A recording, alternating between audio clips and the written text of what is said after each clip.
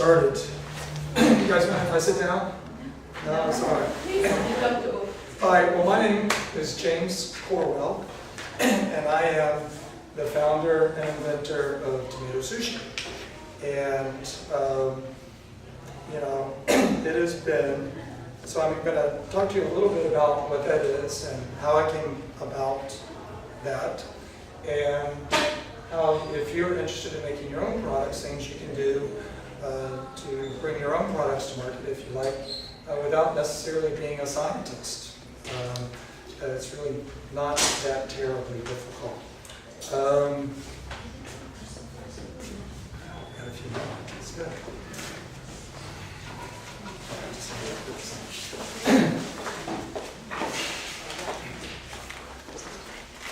Hello.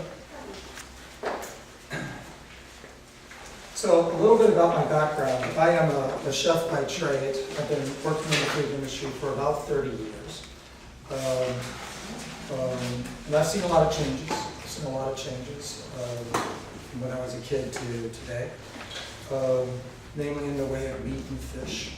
But I'll come back to that. I'm also a certified master chef, one of 67 in the country.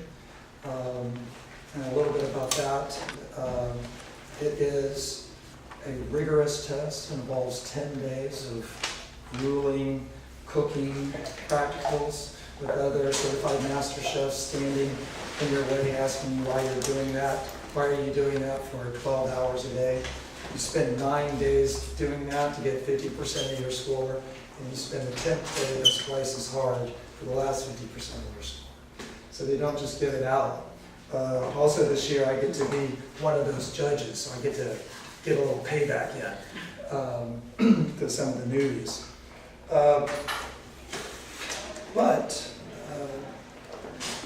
Today I eat vegan sushi, and so it's quite a departure from where I started to where I'm at today.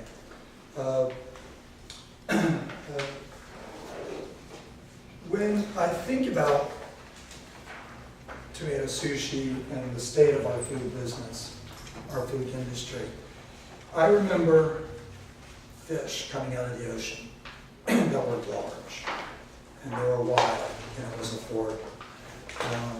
Today that's not the case. Those large fish are gone. I can't buy them anymore if I wanted to. I remember cleaning meat that was fresh, with a really strong muscle tissue structure to it. And now it's soft and it can just peel right off in cases. I remember chickens that were normal chicken sizes. And now you see these chickens with breasts this size. They look like small turkeys. Pork loins that were normal pork loin size that have now grown to twice or 3 times the size. And so that gives you an indication of where we're going. Now, there are a lot of good things too. We used to not see lemongrass in the grocery stores, or sprouts, or kaffir lime leaves, or any of that stuff. Not to mention organic produce. But I'm going to mainly be speaking about meat and fish. Another thing, we have salmon. I'm a big fan of salmon and its versatility in the business, but I gotta tell you, more and more these days, especially with the farm product, it's coming up with gray places in the flesh, and that's cancer. And so there are a lot of different things about that. So when I looked at all of this, and some of my time I've taught the Army, I've taught the Navy, I've taught the Air Force, I've lived with these guys in Germany and Japan, and you get to travel, you get to see a lot of this kind of food, and it starts to hit home with you. I started out as a vegetarian. Worked at Rainbow Grocery, believe it or not, in Atlanta, Georgia. That was actually started by the same people who started Rainbow here. Left it, went out and became a chef, and in the last 4 years I'm back into it. But part of my discovery and my traveling was, in particular, was when I was teaching in Tokyo. And you go to Fiji, it's the world's largest fish market, and there they have tuna auctions every day. But they don't just auction a little bit of tuna. They have 2 warehouses, each the size of a football field, if you can imagine. And in these 2 warehouses, each one is filled with tuna, laid out on the floor for auction. And this tuna is all marked for sale, but you can see its areas of designation. So you've got Gulf tuna, you've got Atlantic tuna, you've got Pacific tuna, you've got New Zealand tuna, you've got tuna just from all the different parts of the world every day showing up in this place. And then by 10 o'clock, 10:30, it's auctioned, it's cleared out and sent up to the various parts of the island. And it's kind of neat to see from that aspect, to see something like that. But it's also very troubling to think that tuna populations can keep up with this kind of harvest or demand. And especially when you think about this happens every day in Japan. But it's not just happening every day in Japan. It's happening all over the world. It's happening in New York, London, LA, Sydney, just all over the world. Not only that, popularity of tuna and sushis is also worldwide. And it is about to get even more popular as we move forward. Japan is the largest consumer of tuna right now. The United States is in the top 5. Okay, so tuna is very popular. So there's a little thing about China. This week, China became the #1 consumer of the world. They just passed the United States as the top consumers. And in the next 35 years, China will add 1 billion people to their middle class. So that means they're going to have a fairly large middle class. And like here, the middle class is what floats the economy. It's who they do most of the spending. Right now, China buys the most refrigerators. And so that means they have the most people in the world driving out to grocery stores to buy food to fill those refrigerators with. Well, so according to the World Health Organization and NADA, we're going to have 9 billion people living on the planet by the year 2050. That's a lot of people. There's 2 billion more people on the planet than we have right now. And by 2100, that number will be up to 11 or 12 billion people, depending on who you're looking at or asking. That said, once China's middle class comes up to speed, they are the #1 consumer of refrigerators, TV, electronics. Where do you think that they're going to fall on the whole sushi, on the whole tuna thing? They're going to become the #1 consumers of tuna as well. And so when you take current demand with future demand of tuna, we could see the bluefin tuna become extinct in our lifetime. So the outlook for tuna is not very good right now, especially when you factor in, what do we have? We've got mercury, we've got industrial pollutants, we've got radiation. So tuna is I love seasoning in my food, just not that kind of stuff. So there's a real demand for coming up with alternative products. And if you ever get a chance to watch The Global Catch, it's a great, very informative documentary about sushi. So we need to change the way we start thinking about food. And so we're lucky that right now it's not 2050. We don't have 9 billion people on the planet just yet, and we don't have to increase our food supply by 2 times in order to feed all these people. So how do we get there? getting there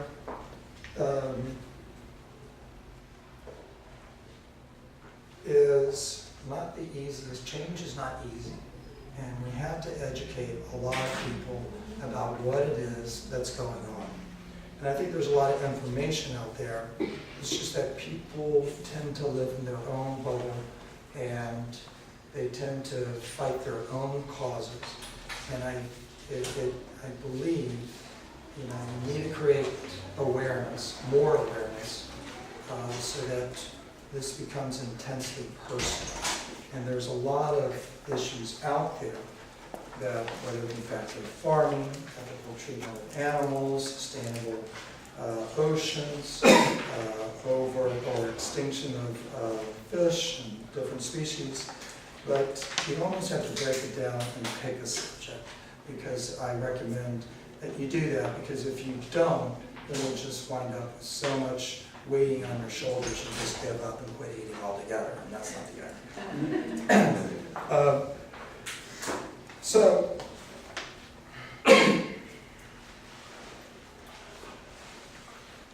just a little bit about meat. The tuna in particular is not farm raised, although they're trying really hard. They're trying to, off the coast of Hawaii, they're trying these big round pit cages that they, I think they just make little saplings now and stick them in there and grow them that way.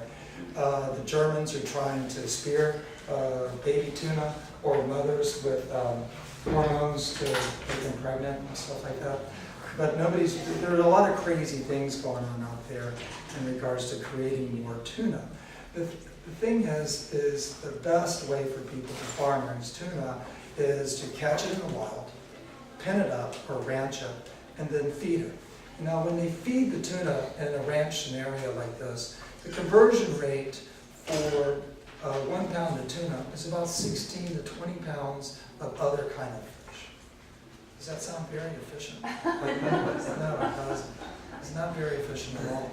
And likewise for meat, if we're talking about cows and things, animals like that, the conversion rate for 1 pound of meat is roughly 2,500 gallons of water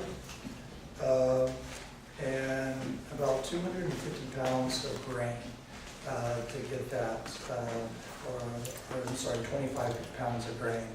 And it takes, it's just a highly inefficient way for us to feed 9 billion people on the planet. And we need more people talking about it, namely chefs. All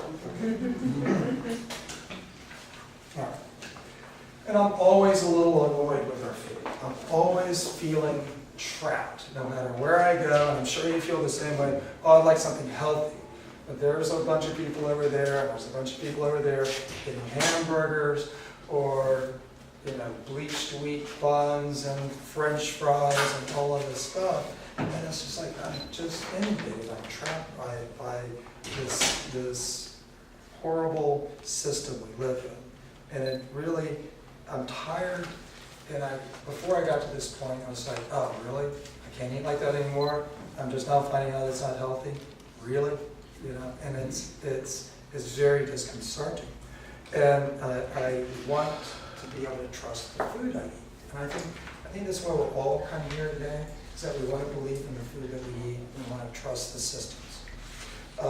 So personally, I figured I would just get ahead of the science and get away from all of the debate and get back to a more natural diet. Okay, I'll come back to that a little bit. Saying that, we need more chefs speaking out about our food culture. And our food culture here in the United States is somewhat weird. We don't really have a long established food culture here.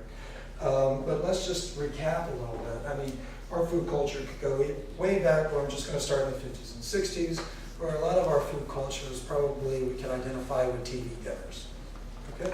Something like that. And then, thank God, later on down the road in the early 70s, we had Alice Waters and Chez Panisse, right? One of the quintessential American restaurants, kind of our love pyramid in the United States.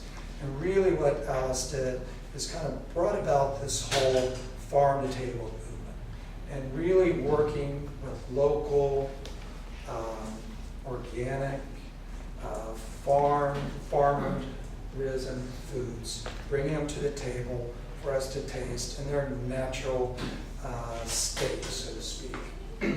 And really, we kind of lagged a little bit. We had Joy a Child come up and really start to tout good food and some of those things. Later, we had maybe the Food Channel, Food Channel. But really, I think I like the Food Channel for one aspect. Not so much if you ever catch me saying "bam," kill me on the spot. But it got people talking about food, and I think that in itself is very important because food is special, and it's very convivial, and it's very conducive to community. And today we have a lot of exotic ingredients, a lot of organic ingredients out there more than ever before.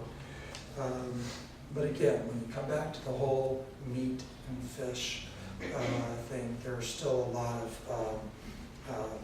things I don't trust about it when you look deep into it. Okay.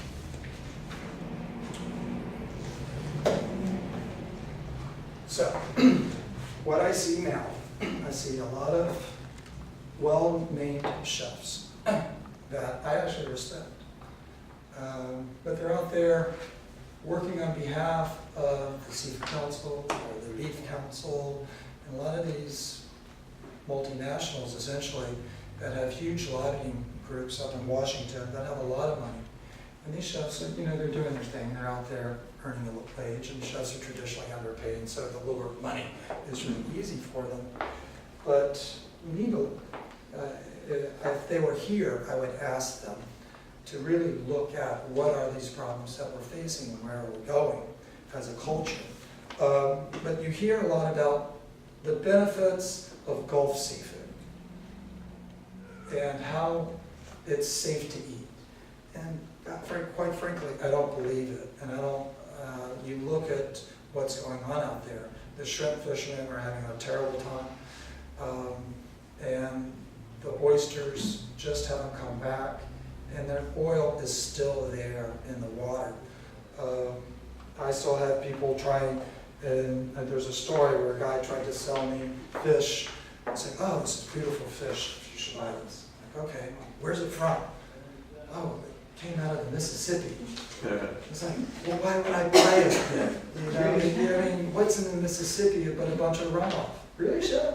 Like, yes. How can it be good for you? Do not sell me that fish. So we have a lot of that, a lot of common sense stuff that we're not thinking about. And chefs are the ones who need to start doing some of that advocating for us. So that said, you know, you can look at a lot of the problems that way. Hormone and antibiotic-free meat may be well and nice, but what are they being fed? Is it genetically modified products? Is it working with their system? And if it isn't, how is it working in our system? We're turning our sustainable seafood. Is it really sustainable seafood? If we're just taking a whole bunch of other fish that we can't sell to feed the fish in the pens to sell into more commodity for us to consume? Or is it really, what is the state of our fish industry? Right now we're starting to work on, we're finding out species of fish that we can grow that are carnivorous by nature, but that will produce on a vegetarian diet. Corn and soy and more of these genetically modified items.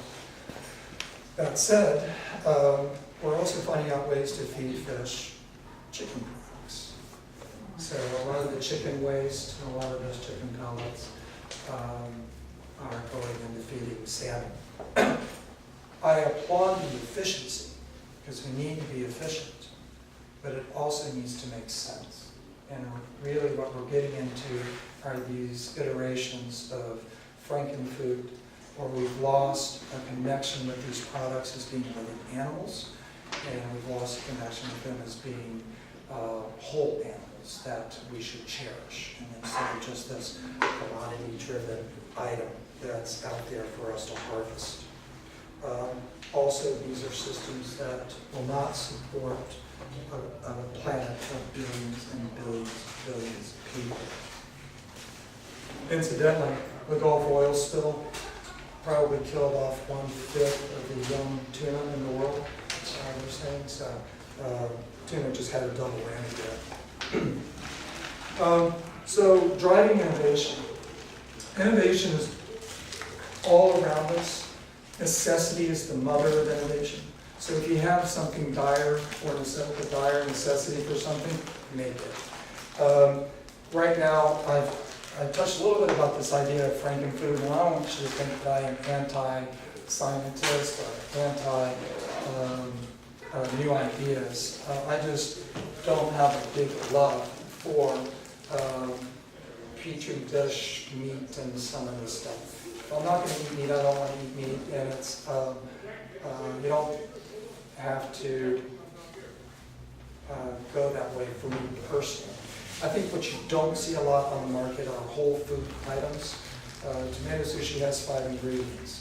Eggplant unagi has 6 or 7 ingredients. These are whole food items. It looks like eggplant, it looks like tomato. It's not all chopped and mixed and reformed, as you might think. And I'm a big advocate of that. I think it also helps to have a healthy love of grains and legumes and vegetables too. But, you know, I do, and I think other people do, and I think we should respect that. So I think it would be really neat to make sauces from caramelized onions, or caramelized onions, carrots, and celery. You could add a little red wine to that. And it would be completely meat-free, but it would taste absolutely delicious. It wouldn't taste like a chemical or anything like that. You know, I choose not to eat meat. It doesn't mean I wouldn't like a steak. So why couldn't you use the cauliflower steak that's out there, or a nice eggplant steak, or a salt roasted celery root sliced into a steak?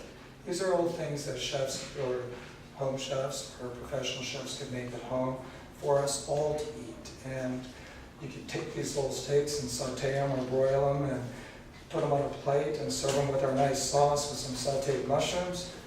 That would be delicious. And I think it would be a great alternative whole food item versus some of the other stuff that's out there. When you're talking about food,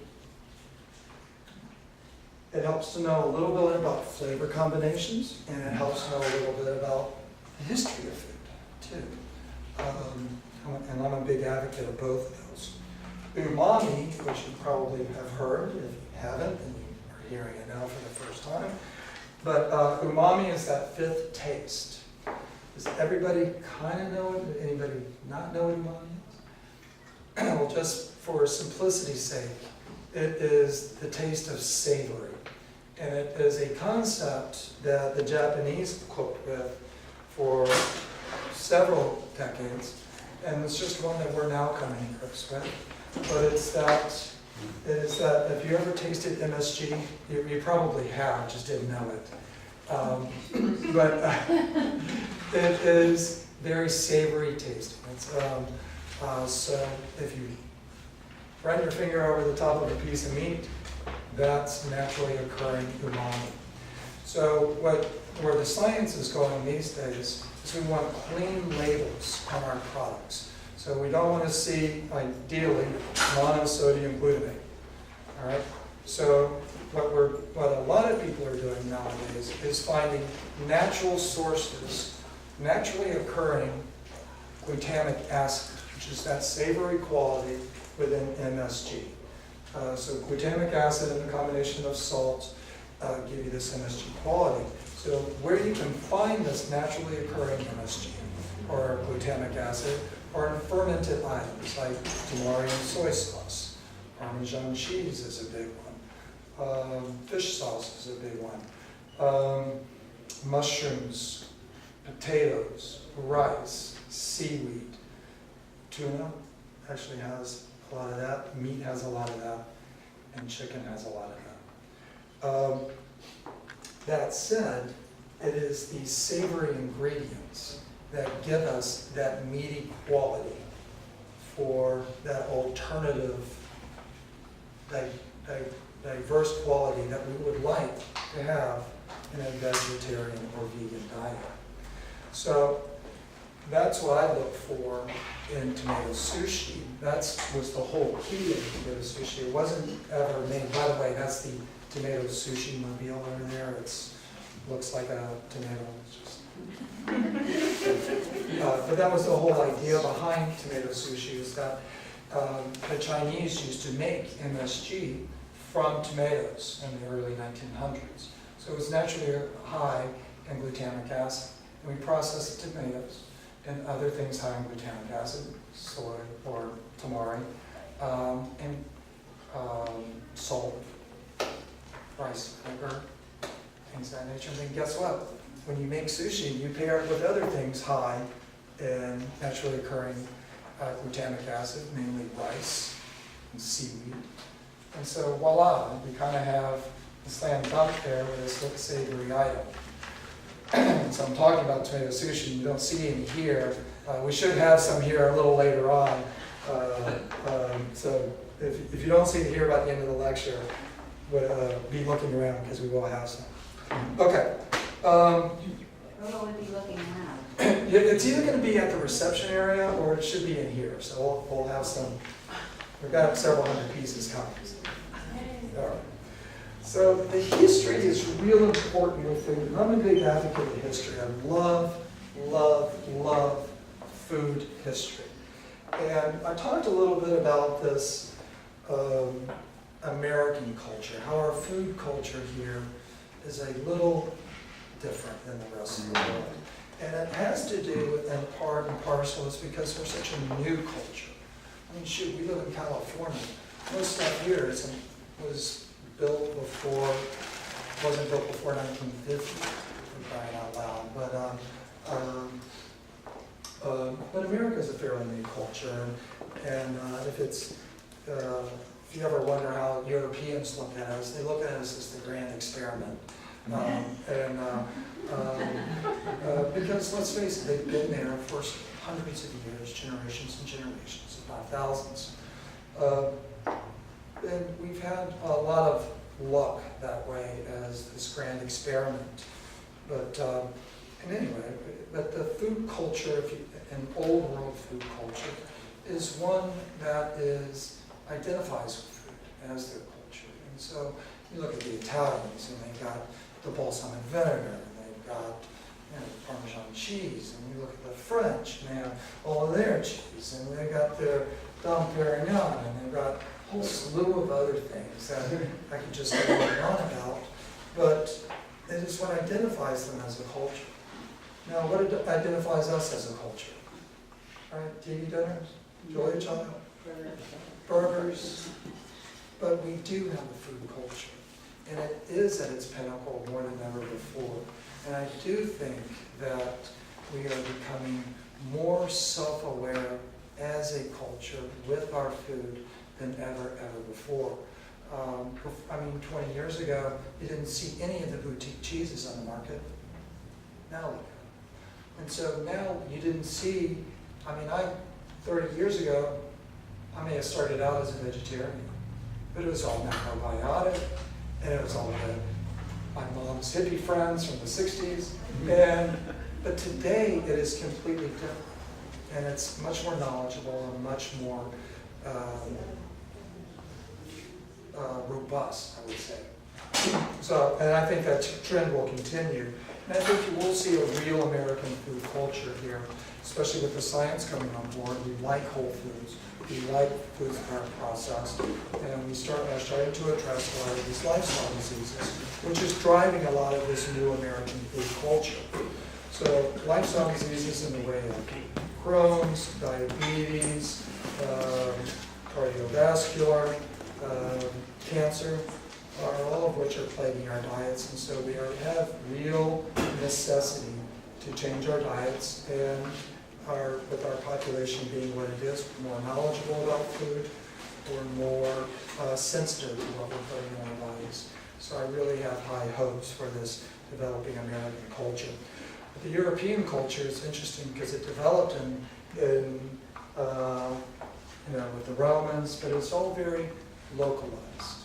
It wasn't centralized like it is here. Everything, cows and products are grown from all the corners of the United States, shipped to a central point, disseminated out, back out to the rest of the country and the world. Saying that, it is highly inefficient, but it worked really well for us. It allowed us to really become the large growers of the planet. But back to the Europeans, because everything was so localized, this product is what we ate in this season, these products are how we make this item, and because it is part of our culture, do not change it. And this is what we identify with in this fashion. We don't have that luxury.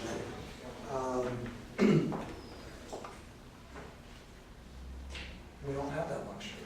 We didn't have any of that knowledge. What we had coming into the United States at the rise of the Industrial Revolution and industrialized farming was the rise of grand cuisine. That was all the rage in Europe.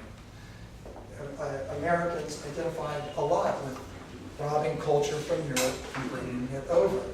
And so, the grand cuisine, as you might imagine, was all the best cuts of meat, the freshest seafood, ingredients from all over the place, French culture.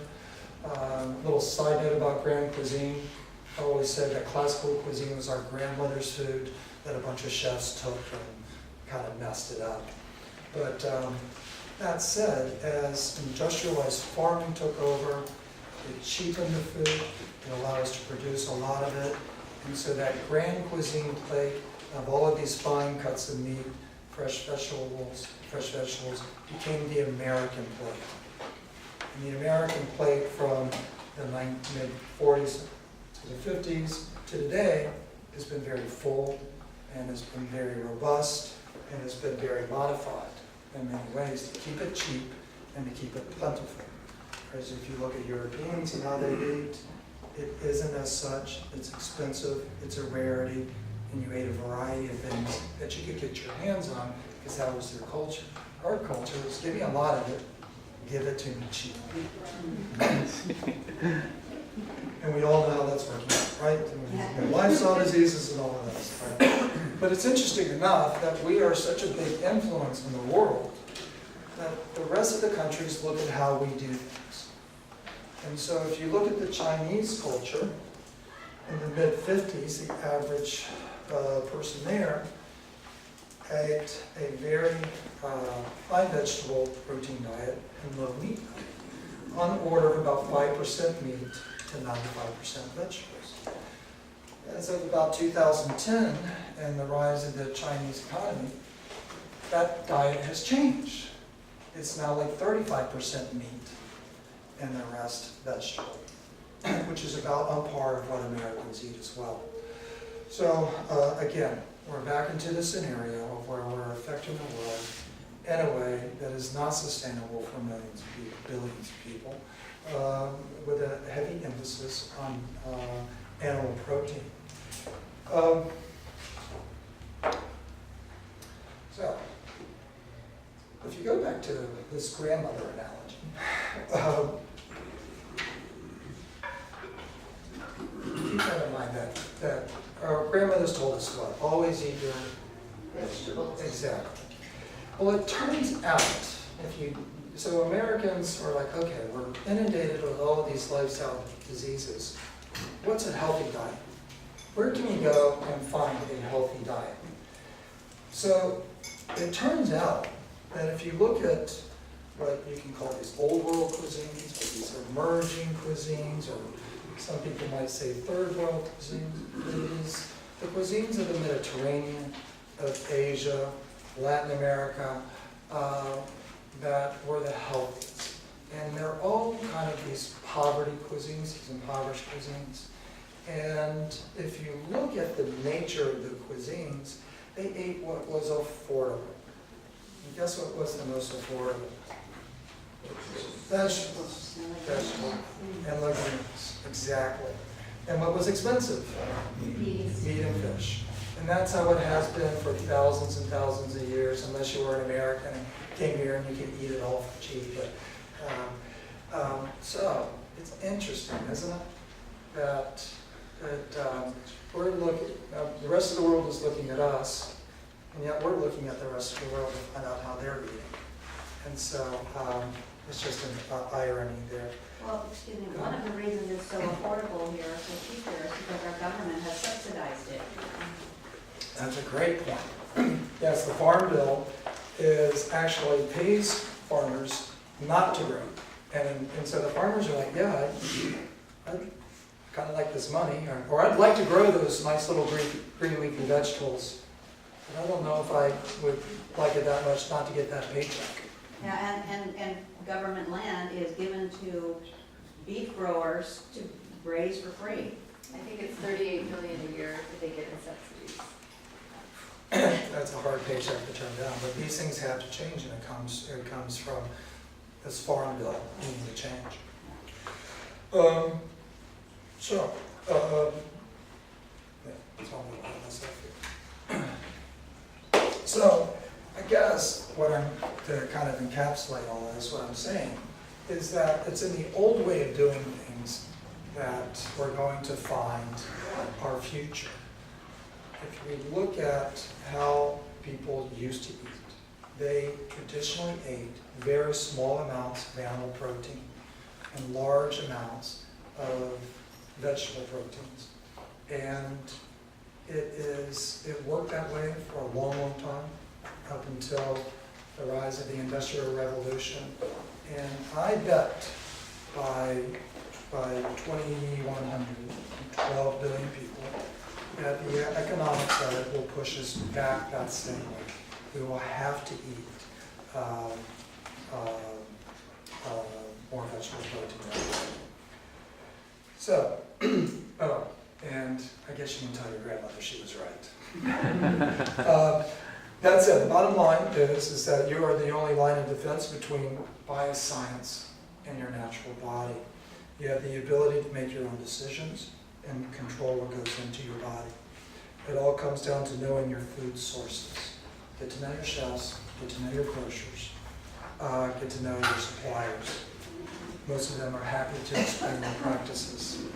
Your small actions can have a direct impact on your health and the health of your family. You can avoid the unknown collateral damage of our food industry by walking on by and not placing it in your grocery cart. Your dollar is your vote, and you can send a strong message by your choice. Thank you very much.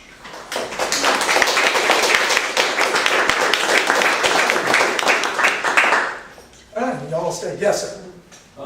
Just to support your statements about Chinese culture being basically plant-based until relatively recently, and now moving toward more of a meat. It's in the book, the China Study, Multicultural Family, was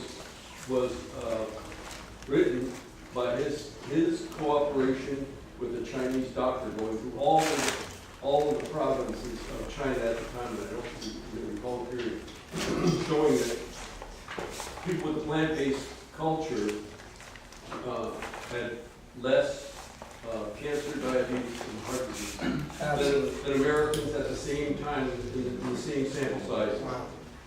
Absolutely. Yeah, it's really coming down to this simple statement. The more vegetables you eat, the longer you'll live. I mean, it really is that simple. Yes. I'm Chinese, and until I was 11, I never took aspirin or chemical drugs. It's always chemical, herbal and all that. And when I started taking aspirin, whatever, I started to have kind of rashes and problems. And now I think pharmaceutical company wants to go to India or China, whatever, and push the chemical drugs instead of and they want to own the right to some plants in India. So it's so wrong. Get ahead of the science. A lot of this is you have to look at where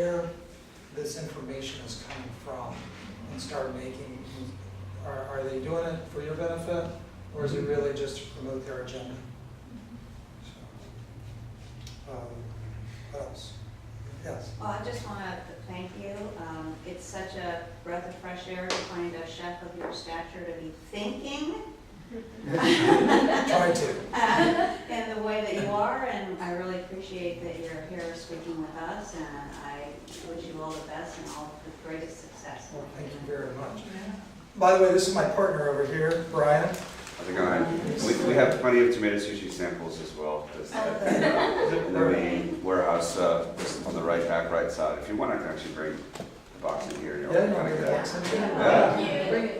So yeah, I'll be right back. We'll wait. And this is all going to be, find this on the Yes. hotel market, or we have to. Yeah, we've had tremendous response from all over the world. Russia, Norway, Sweden, Thailand, all over Canada and the United States. But we are fledgling. It's taken a couple years to get to this point. And our kitchen is in the mission. Kitchen is but so we are just wrapping up our Kickstarter campaign. We funded in 6 days, and we're going to finish up double funding. So that's awesome. And so once the campaign wraps up in the next 5 or 6 days, we're going to start production, sending it out, and we're going to try and keep that momentum going and just keep the production process going. But it's interesting, right now we've got a restaurant in Baltimore and a restaurant in Connecticut that we're going to start shipping to because of the campaign, and so we'll keep it going from there. But it's fairly aggressive. It's interesting because a lot of, we were talking earlier about a hospital industry, and that's absolutely a lot different than a lot of mom and pop sushi restaurants, because I have to be really careful. I'm not trying to say do away with all fish. I just want to complement the tuna so that people have an option. And as a vegetarian, you don't have to feel like a second-class citizen getting the cucumber roll or the little avocado roll or something like that. A well thought out product that even a fish eater would try. So, but it's a lot of education that way for the sushi chefs, as well as for the consumer too at this point. But if you're in an industry or in an institution where you have this aha moment, like at the doctors in the hospital, they're like, yeah, I get it immediately. Even a lot of the tech companies they get it immediately because they're really socially conscious and they're aware of the issues related to tuna and sushi and some of these things. So we hope so. Places like Google where they have different kitchens. Yeah. We've taught classes at Google too where they have different kitchens. Oh, great. And they would probably be very interested in your product. Yeah, but I think they would be, and they've expressed interest, certain people who've worked there. It's interesting though, because the dynamic of the food industry, there's an actual contract company that manages that, and so it's not as easy as going to Google. You have to go through the contract company, and that's we're still figuring out how to crack that egg. So yeah, there's tomato sushi right next to the sushi bite, and some flyers. And if you have more questions, I I'm do here to have answer. that question. Yes. Oh, You this have is this- how you have we the- packed it for today. You have the tomato product, and then did you say you have an eggplant? We have an eggplant unagi. Unagi. The eggplant is delicious. It tastes just like the eel, and I think the eel is going crazy in price right now too. I had somebody in Florida we're working with. He said he was just checking the price, and it was like $50 a pound. And so the prices are driving this market a lot. Yes, ma'am. I apologize, I came in late, so you may have covered this, No. but I'm just curious, how long does it take to actually make one? The sushi? Yeah. The tomatoes, it is a labor of love. I consider it a boutique product. It is not something that's mechanically made. It's not that simple. We actually have to take the tomatoes, put them in hot water, pull them out, hand peel them, cut them in half, remove the seeds by hand, clean them out and then bag them, No machine that does that. no machine. I mean, not as well. Yeah. So it takes a minute. But, And then are they sous vide or what? yeah, they're sous vide, we cooked, and then we just repackage. Yes. I don't want to keep people from eating, but just you could eat one. I apologize way too. I thought that was the garden room where we were. So I got confused. But I was wondering if why if there's no vegetarian cooking show. You know, I actually skipped over that in my thing. Oh. I mean, wouldn't it be great if there was? And I think there will be in the very near future. And I think we can look to the Food Channel as doing something along those lines. And I think the time is right. I mean, I just think the time is right. And I think we have more, I think they will be instrumental in getting this word out there to people. Because they have been so far for the last 20 years.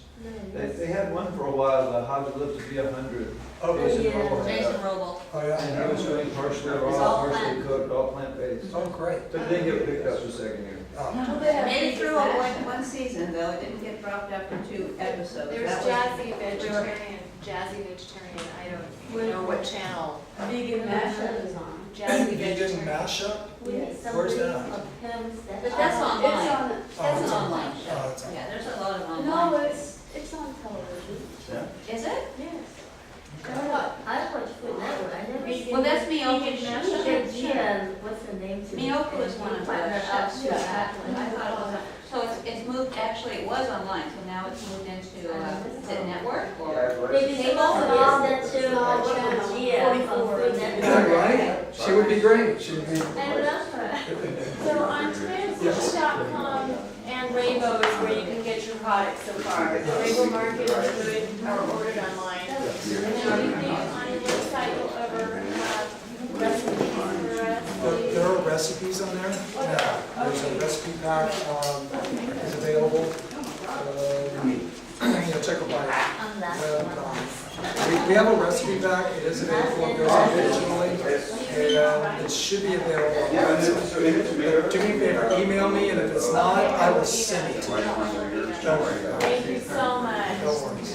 Yeah, I really appreciate it. Thank you. A little bit of salt. And you want at other.